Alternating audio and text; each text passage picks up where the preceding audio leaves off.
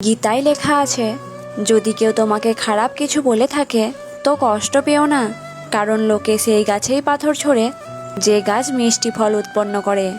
2, জীবনে অর্ধেক দুঃখ এই কারণেই আসে আমরা তাদের থেকে বেশি আশা করে ফেলি যাদের কাছে আশা করা উচিতই ছিল না।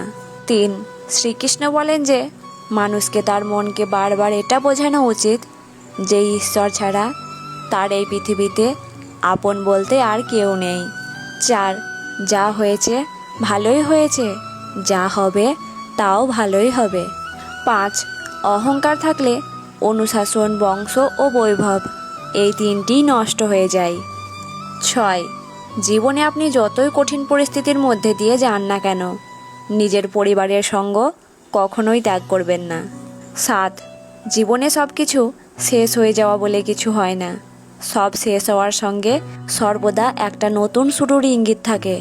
8, সময় কখনো থেমে থাকে না, আজ যদি খারাপ সময় চলে তো কাল অবশ্যই ভালো সময় আসবে। 9, সুখ দুঃখের আসে যাওয়া জীবনে শীত গ্রীষ্মের আসে যাওয়ার মতো, এই জন্য এটা সহ্য করতে শেখাটাই উচিত হবে। 10, আপনি কেবল নিঃস্বার্থভাবে নিজের কর্ম করে যান, শুধুমাত্র এটাই আপনার হাতে আছে, বাকিটাই ঈশ্বরের ওপর ছেড়ে দিন।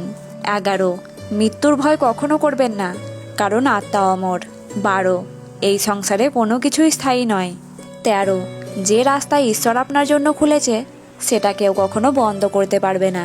14, চুপ থাকা হলো সবথেকে ভালো উত্তর সেই ব্যক্তির জন্য যে আপনার শব্দকে গুরুত্ব দেয় না। 15, মানুষ যতই ফর্সা হোক না কেন তার ছায়া কিন্তু সবসময় কালোই হয়। 16, কোনো ব্যক্তি যেটা চায় সেটাই পেতে পারে যদি কাঙ্ক্ষিত বস্তুর প্রতি অবিরাম চিন্তন ও প্রয়োজনীয় কর্ম করে থাকে। 17, শ্রেষ্ঠ আমি, এটা আত্মবিশ্বাস বাড়ায়, কিন্তু আমিই শুধু শ্রেষ্ঠ এটা ব্যক্তিকে অহংকারী করে তোলে। 18, প্রেম সর্বদা ক্ষমা চাইতে পছন্দ করে এবং অহংকার সর্বদা ক্ষমা চাওয়া শুনতে পছন্দ করে। 19, ঈশ্বরের প্রতি আস্থার পরীক্ষা তখন হয় যখন আমরা যেটা চাই সেটা পাই না, কিন্তু তারপরেও মন থেকে ঈশ্বরের প্রতি ধন্যবাদ জানাই। 20, মানুষের জীবন তার কর্মের ওপর নির্ভর করে, যেমনটা সে কর্ম করে ঠিক তেমনটাই তার জীবন গড়ে ওঠে। 21, যেটা সত্য সেটা করতে অথবা বলতে অথবা মানতে কোনোটাই ভয় পাওয়া উচিত নয়।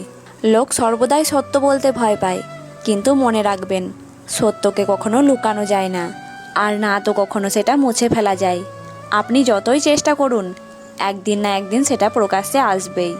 22, ইচ্ছে পূরণ না হলে মানুষ ক্রোধিত হয়, আর ইচ্ছে পূরণ হলে মানুষ লোভী হয়।